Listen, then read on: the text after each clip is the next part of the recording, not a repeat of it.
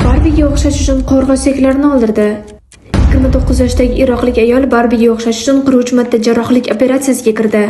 Barbiga o'xshab mukammal ko'rinishni xohlagan 25 yoshlik bolgariyalik ayol esa 32 marta jarrohlik amaliyotida bo'ldi. Axir bu Barbi havasning ildizi nimada? Bugungi kunda ommaviy axborot vositalarining bosimi ostida eng katta muammolardan biriga aylangan go'zallik tushunchasi aynan Barbi qo'g'irchoqlari bilan boshlangan edi.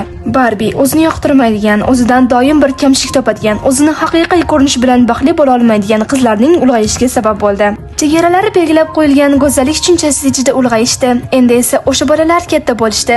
O'zini yoqtirmaydigan bir imkon paydo bo'ldi deguncha, odamlarning go'zallik standartlariga qarab o'zini o'zgartirishga shoshiladigan ayollarga aylandilar. Barbi reallikdan uzoq mukammal qomat va kiyinish uslubi bilan ayollar uchun go'zallik timsoliga aylandi. Avvallari qizaloqlarning qo'g'irchoqlar bilan o'ynashlari ularda onalik instinktini paydo bo'lishiga hissa qo'shardi. Endi esa Barbi qo'g'irchoqlariga o'xshash uchun hayotini xavf ostiga qo'ygan minglab yoshlar bor. Afsuski bu oddiygina o'yinchoq ruhiy bosimga aylangan. Bu shunchaki o'yinchoq, bunga jiddiy qaramang deguvchilar bo'lish mumkin, lekin o'tgan 60 yil ichida Barbi jinsiy rollar, go'zallik me'yorlari va jamiyatdagi ayol obraziga oid qarashlarni o'zgartirgan kuchli vosita bo'ldi.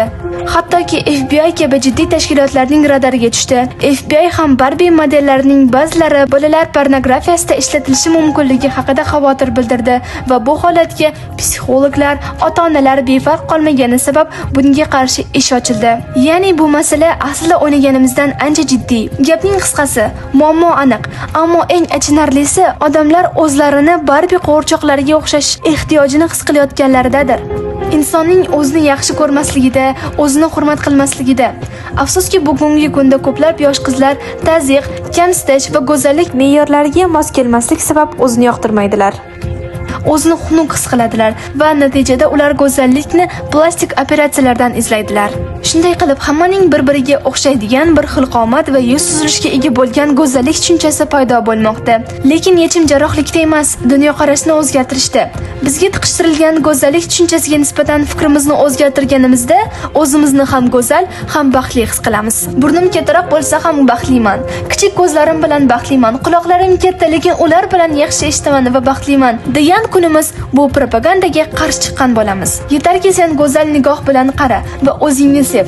Unutma, go'zallikni butun dunyodan izlasang ham u yuragingda bo'lmasa foydasi yo'q. Men farzandimni bunday ta'sirlardan qanday asrayman deb o'ylayapsizmi? Hech xavotir olmang. Hijobli qo'g'irchoqlar loyihasi sizga bu masalada go'zal yechimlar taklif qiladi. Farzandingiz o'yin orqali hayo, iffat va tabiiy go'zallikni his etishni, unda go'zal qadriyatlarni shakllantirishni va hijobga nisbatan mehr bilan ulg'ayishini xohlaysizmi? Unda bugunoq biz orqali hijobli qo'g'irchoqlardan buyurtma qiling. Ishonamizki, bu farzandingiz kelajagi uchun qilingan eng katta yaxshiligingiz bo'ladi.